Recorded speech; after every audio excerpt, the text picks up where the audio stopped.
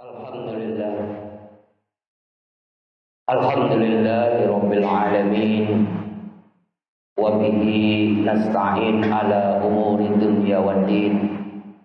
Wala haula wala quwwata illa billahil aliyyil azim. Asyhadu an la ilaha illallah wa asyhadu anna Muhammadan abduhu wa rasuluhu la nabiyya ba'dah. Allahumma salli wa sallim wa barik ala sayyidina wa maulana Muhammadin wa ala alihi wa ashabihi ajmain. Rabbi shrah li sadri wa yassir li amri wa hlul 'uqdatam min lisani yafqahu qawli, amma ba'd. Saudara-saudaraku kaum muslimin, jamaah salat Jumat yang dimuliakan oleh Allah. Alhamdulillahirabbil alamin. Marilah kita senantiasa membasahi lisan kita dengan terus memuji, memuja, bersyukur kepada Allah Subhanahu wa taala atas segala titipan karunia dan nikmat yang begitu luar biasa yang tidak henti-hentinya Allah turunkan dan hadiahkan kepada kita. Wabil khusus anugerah kesehatan lahir dan batin, iman, Islam, dan ihsan yang masih tertancap dalam dada kita. Dan alhamdulillah, dengan izin, dengan perkenan dan kekuatan Allah juga, pada siang penuh keberkahan ini Allah langkahkan kaki kita untuk menyapanya sekaligus melaksanakan kewajiban fardhiyah individual kita, yaitu melaksanakan sholat Jumat. Mudah-mudahan sholat Jumat yang kita akan tegakkan, yang akan kita kerjakan siang hari ini merupakan sholat Jumat terbaik yang kita persembahkan untuk Allah Subhanahu wa ta'ala. Amin. Amin ya rabbal alamin. Salatan wa salaman daimaini mutalazimaini ala habibina wa safiina wa maulana Muhammadin. Mari kita senantiasa menyampaikan salam kesejahteraan sekaligus rasa kerinduan kita kepada makhluk Allah terbaik yang pernah diciptakan di muka bumi, pemimpin kita, teladan kita, Nabi besar Muhammad sallallahu alaihi wasallam.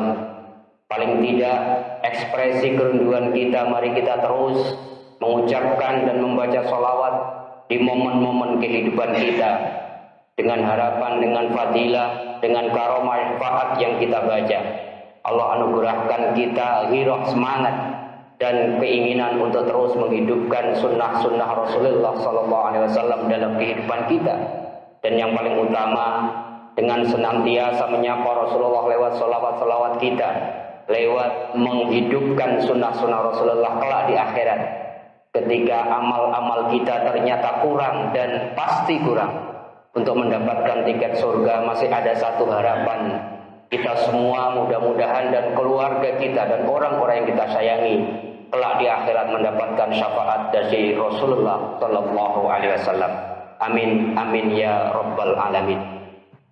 Saudara-saudaraku, izinkan dalam kesempatan mulia, dalam kesempatan khutbah kali ini, izinkan khatib mengingatkan, berwasiat wabil khusus kepada diri khatib untuk senantiasa meningkatkan keimanan dan ketakwaan kita. Ittaqullaha haqqa tuqatih wa la tamutunna illa wa antum muslimun. Mari kita senantiasa meningkatkan ketakwaan kita dengan harapan semoga kita semua diwafatkan dalam kondisi Islam, diwafatkan dalam kondisi husnul khatimah. Amin. Amin ya rabbal alamin. Saudara-saudaraku, seorang sahabat namanya Uqbah bin Amir pernah mengatakan, saya pernah bertemu Rasulullah sallallahu alaihi wasallam. Fabadartuhu akhadtu biyadi. Setelah saya bertemu, saya menghampiri dan memegang tangan Rasulullah, dan ternyata Rasulullah juga menghampiriku dan memegang tanganku.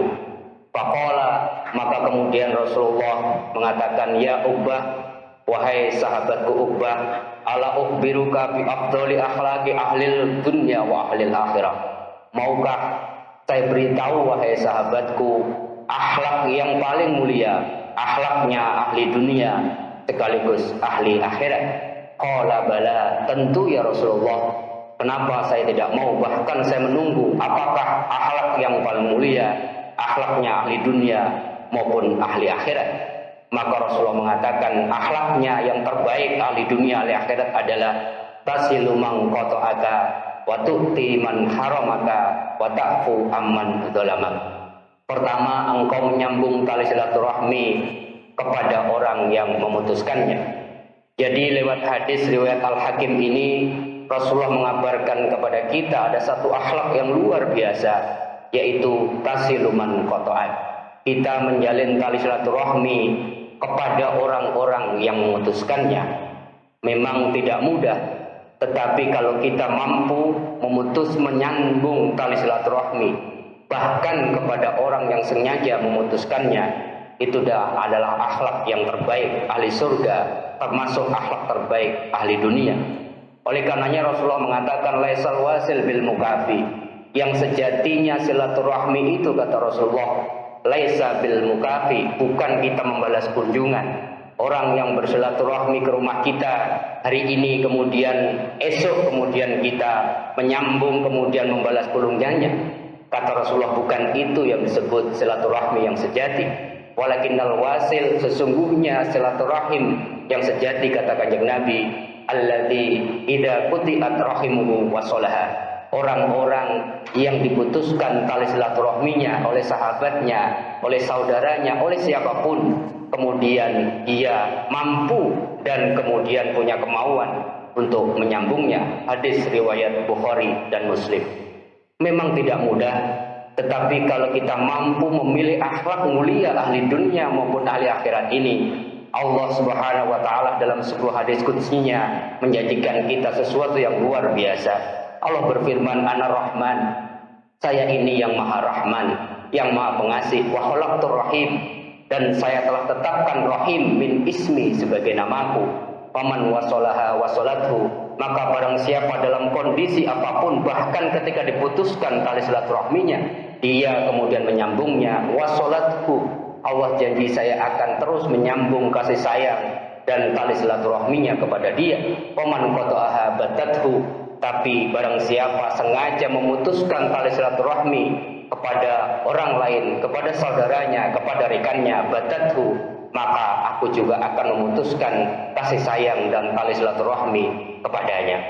Yang kedua, saudara-saudaraku yang dimuliakan oleh Allah, akhlak terbaik ahli dunia dan ahli akhirat adalah watu'ti man haramaka. Ketika kita mampu berbagi, ketika kita mau membantu kepada orang-orang yang kikir, yang bahkan enggan kemudian memberikan pertolongan kepada kita. Tentunya ini seperti yang pertama juga tidak mudah. Bahkan Rasulullah SAW dalam sebuah hadisnya mengatakan, salasun muhlikat, ada 3 karakter, ada 3 perbuatan yang kalau kita kemudian lakukan akan menghancurkan diri kita. Apa itu? Sukhun muta'un, yaitu kekikiran yang kemudian terus menerus kita jaga dan kita lakukan dalam kehidupan kita. Wahawaun mutabaun, dan nafsu yang tidak pernah kita kekang, tetapi kita perturutkan, kemudian kita ikuti nafsu itu. Dan yang ketiga, wa'ijazul mar'i binafsi, orang-orang yang bangga dengan dirinya sendiri, orang yang gede rumongso, orang yang merasa paling suci, orang yang merasa paling pandai, orang yang merasa paling tinggi jabatannya dan sebagainya. Karena dengan itu membuat dia meremehkan orang lain yang berada di bawahnya, karena terus dan menerus merasa dirinya paling hebat dan luar biasa. Oleh karenanya, mari kita biasakan menyantuni, mari kita biasakan bersedekah, mari kita biasakan memberi bahkan kepada orang-orang yang kemudian kikir dengan kita, bukan untuk pamer, tetapi untuk memberikan inspirasi kepada orang lain, bahwa kikir kalau diperturutkan akan membinasakan, sehingga orang kemudian meniru tingkah laku kita menjadi pribadi yang sahih, menjadi pribadi yang dermawan dalam kondisi sesempit apapun kondisinya. Karena Allah sudah berjanji, barang siapa kemudian selalu hadir pada kondisi kesulitan saudaranya, rekannya, maka Allah akan hadir memudahkan seluruh urusannya. Tetapi tentunya ini butuh keyakinan yang kuat. Karena apa? Karena membantu orang lain, bahkan orang lain itu pelit, orang lain itu tidak pernah membantu dengan kita, membutuhkan energi dan semangat yang luar biasa. Kadang waktu kita tersita, kadang harta kita terkurangi, bahkan tenaga kita kemudian terkuras. Tapi in ahsantum li anfusikum. Kata Allah dalam surat Al-Isra, kalau kalian berbuat baik kepada orang lain, sejatinya kalian sedang berbuat baik untuk diri kalian sendiri. Yang ketiga, lewat hadis ini Rasulullah mengabarkan kepada Ubah, sahabatnya, dan tentunya untuk kita semua, apakah akhlak terbaik yang menjadi akhlaknya ahli dunia maupun ahli akhirah, yaitu wata'fu amman dolam. Ini lebih berat, saudara-saudaraku, yaitu apa? Memaafkan orang-orang yang dolim kepada kita. Rasulullah SAW menjadi pribadi yang mulia karena Rasulullah adalah contoh pribadi yang sangat pemaaf. Walaupun luar biasa Rasulullah didolimi oleh orang-orang kafir Quraisy, oleh orang-orang munafik, baik yang ada di Mekah maupun di Madinah.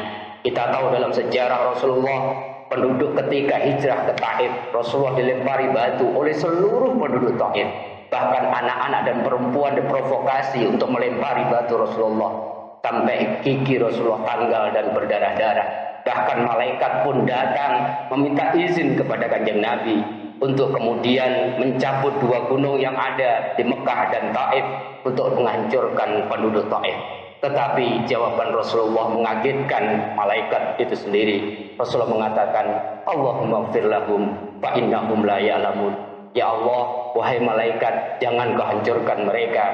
Mari kita memohonkan maaf, memohonkan ampun untuk mereka. Karena mereka yang mereka lakukan karena ketidaktahuan mereka. Bahkan Rasulullah kemudian mendoakan, saya masih berharap, saya optimis, anak keturunan penduduk Taif yang hari ini kemudian menolak dakwahku akan menjadi orang-orang yang menyembah Allah dan tidak menyekutukannya. Dan doa itu dikabulkan. Kalau kita sedang umroh, kita perjalanan 1 jam dari Mekah ke Taif. Penduduk Taif sekarang mayoritas beragama Islam. Kita tahu ketika Fathu Mekah, kemenangan gemilang Rasulullah ketika haji pertama sekaligus haji wada.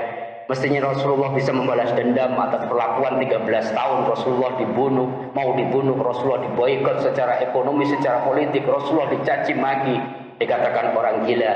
Tapi Rasulullah ketika menuju Mekah melakukan haji, Rasulullah hanya berdoa dan kemudian memberikan informasi. Saya memilih mengikuti sunnahnya, contohnya Nabi Yusuf yang memaafkan saudara-saudaranya, bahkan saudaranya itu memasukkan Nabi Yusuf ke dalam sumur. Maka barang siapa yang memasuki rumahnya hari ini, saya akan maafkan. Bahkan Rasulullah memberikan maaf kepada sahabatnya yang memfitnah istrinya sendiri, Aisyah, difitnah selingkuh dengan salah satu sahabat. Oleh karenanya, memang menjadi orang-orang yang memaafkan orang-orang yang menzalimi kita tidak semudah yang kita bayangkan. Tetapi yakinlah, Allah dalam surat Ali Imran 134 mengatakan, orang-orang yang mulia di hadapan Allah adalah alladzina yunfiquna fis sarra'i wad dharra'i, orang-orang yang mampu menginfakkan sebagian rezekinya baik dalam kondisi lapang maupun lebih-lebih dalam kondisi sempit. Wal kadhiminal ghaidha, orang-orang yang bisa menahan amarahnya. Dan yang ketiga, wal 'afina 'anil nas, orang-orang yang mampu memaafkan orang-orang yang menzaliminya.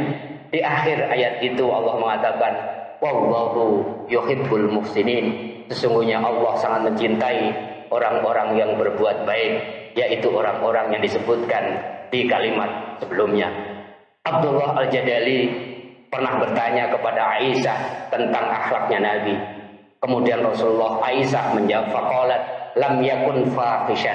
Akhlaknya Rasulullah itu pertama, dia tidak orang yang selalu berbuat keji, wala mutafakhishan, Rasulullah juga tidak menyukai kekejian, wala sahaban fil aswaq, Rasulullah itu dalam dakwah tidak suka berteriak-teriak, wala yazzi bis sayyi'atil sayyi'at, Rasulullah juga punya pribadi adalah kepribadian orang yang tidak membalas keburukan dengan keburukan, walakinna ya'fu wa yasfah, tetapi Rasulullah adalah orang yang suka memaafkan orang-orang yang berbuat salah dengan kita. Saudara-saudaraku, Syekh Mahmud Al-Misri ketika membicarakan akhlak Nabi mengatakan, kenapa memaafkan begitu mulia menjadi akhlaknya ahli dunia maupun ahli akhirat? Karena dengan memaafkan itu berarti pintu terbesar terciptanya rasa saling mencintai di antara sesama manusia. Dan yakinlah kalau kita mampu memaafkan akan melegakan hati kita dan menenteramkan hati kita dibandingkan kita memendam amarah yang kemudian kita perturutkan seumur hidup kita. Itulah 3 kualitas akhlak terbaik ahli dunia maupun ahli akhirat. Semoga di sisa umur kita Allah masih beri kita kesempatan dan hidayah untuk mengamalkan salah satu atau lebih idealnya 3-tiganya, sehingga kemudian kita dimuliakan di hadapan Allah Subhanahu wa taala. Amin. Amin ya rabbal alamin. Barakallahu li wa lakum fil Qur'anil azim wa nafa'ani wa iyyakum bima fihi minal ayati wa dzikril hakim. Aqulu qawli hadza wa astaghfirullahal azim li wa lakum wa lisa'iril muslimina wal muslimat wal mu'minina wal mu'minat wastaghfiruhu innahu wal ghafurur rahim.